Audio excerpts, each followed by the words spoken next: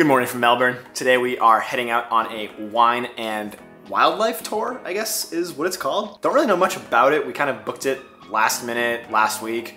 So we're pretty excited, hoping to see some cool wildlife, drink some good wine, and see more of Australia that we haven't seen yet. The climate down here is very different in Melbourne. It's much cooler than it was in Sydney and Townsville. I'm actually wearing a hoodie today and pants. It's like 60 degrees out, so it's really comfortable, a good escape from the heat and humidity that we had over the last like 10 days. But we gotta go because we're getting picked up in 5 minutes right outside. Hey, good morning, Rob. I'll come through. Sorry. How are you? I'm Rob. How are you? Good, good. After a quick 1 hour ride outside the city, we have made it to our first winery of the day, Di Bortoli Wineries. Our tour took place in the Yarra Valley, which is known for its red wines, which is great if you are a fan of red wine, but honestly, they're not our favorites, although they definitely were not bad by any means. The flowers smell so good. I'm glad I wore my sweatshirt though, because it's cold today. Our first winery consisted of trying 6 different wines and 5 different cheeses. First was a sparkling white with goat cheese on a cracker, then a Chardonnay with double cream brie, also on a cracker, Pinot Noir with no cheese, Syrah wine, which is a darker red with a Heidi raclette cheese, a Cabernet red with Gouda, and finally a deliciously sweet dessert wine with Tarwin blue cheese. Our second winery of the day was Yering Station, which is actually the first vineyard in the Yarra Valley dating way back to 1838. Here we also had 6 wines, which were pretty much the exact same as at Di Bortoli, but no cheeses. A sparkling white, a Chardonnay, a Pinot Noir, a Shiraz, a Cabernet Sauvignon, and a very sweet dessert wine to finish it off. After this second round of wine, it was time for lunch, and I mean, look at those views. It is absolutely stunning here, and we both decided to have the duck, which was absolutely delicious. Then, after lunch, it was off to our final stop of the day, the Healesville Sanctuary, to see some native Australian animals. Here we go. At the animal sanctuary.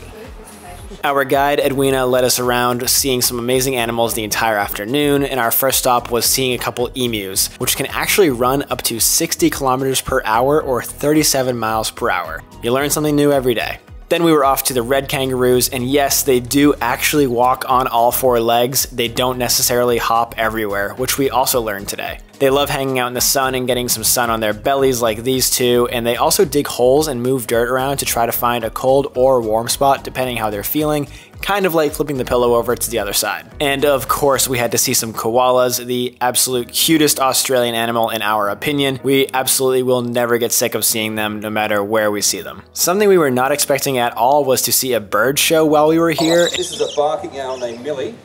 So these birds would typically be hiding in amongst the trees during the day, and then they launch out to attack. So they can see during the daytime. They see incredibly well.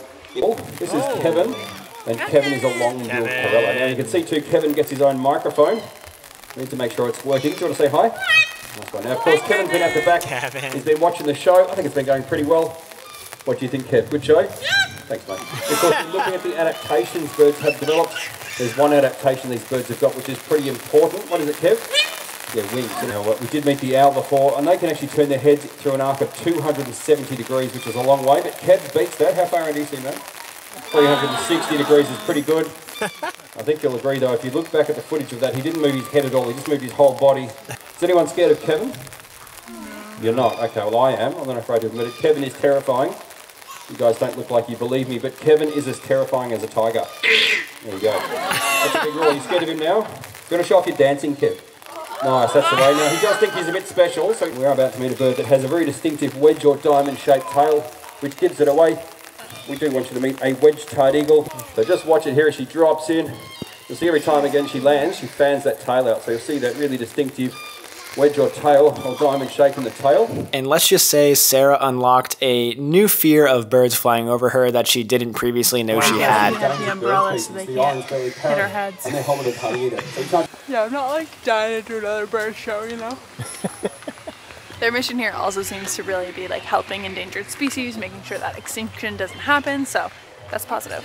And honestly, it probably wouldn't be a trip to Australia without at least trying to see or find the world's most unique animal in our opinion, the platypus. The fact that they are a duck-billed mammal that lays eggs is only the start to how odd these animals are, but they were so fun to watch swimming around, and we absolutely loved seeing them.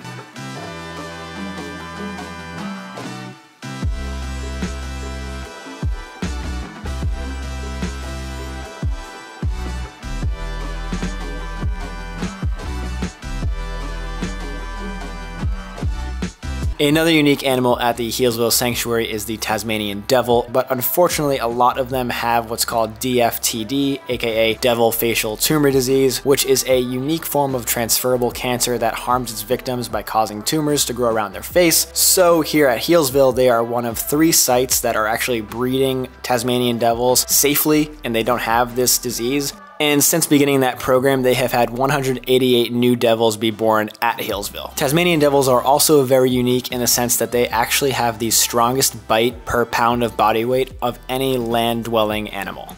Overall, great experience. Tours don't always make for like the best videos in my opinion, because like our guide is usually doing a lot of talking and we're not gonna like talk over them because we want to take in the information as well. So we hope we conveyed as much as we could in this video about how fun it was. And overall, it was a pretty great experience, I'd say. We had a lot of fun. We'll link what we did in the description below. I'm also just very mindful of like keeping animals in captivity. That was a sanctuary and they do a lot of great work with extinction and making sure animals are safe, and they like, from what I saw, I felt good about it, but I don't know, I just think animals in captivity in general, like it was really hard for me to get excited about. Like, I don't know. Maybe it was a mental block. Maybe it was because I had less wine than everyone. I don't know. I was just more excited because like they're just like such unique animals that we obviously don't have in the US. Absolutely. So it was like, obviously like the whole like not seeing them in the wild thing was definitely like something to consider and note. So it was, but yeah, I see it was definitely like not ideal, like not an ideal way to see animals, I guess you could say. And I do think like with the Australian specific animals, like we're never going to see a platypus out in the wild. Like that's just not going to happen. It would be like super rare. So the fact that we were able to see it and like have the awareness about it, learn like the educational piece, like there is that value to it, and that there is that benefit there. Well, anyways, Sarah had so much fun, clearly. I have to keep it real with you guys. Yeah. I don't know. No, it was fun. I want to keep it real. That's it for today. We are exhausted. It was way longer than we thought it would be. We left at 8:30 this morning and it is now, whoa, it's 8 p.m. God. We just went out to dinner. So we got back here around like 6:30. So it was a long day. Tomorrow is another day of fun adventure. We have hopefully a chance to see some other animals here in Australia in the wild that we've never seen before in the wild. So I'm so excited. Tune in for that video and we'll see you then. Good night.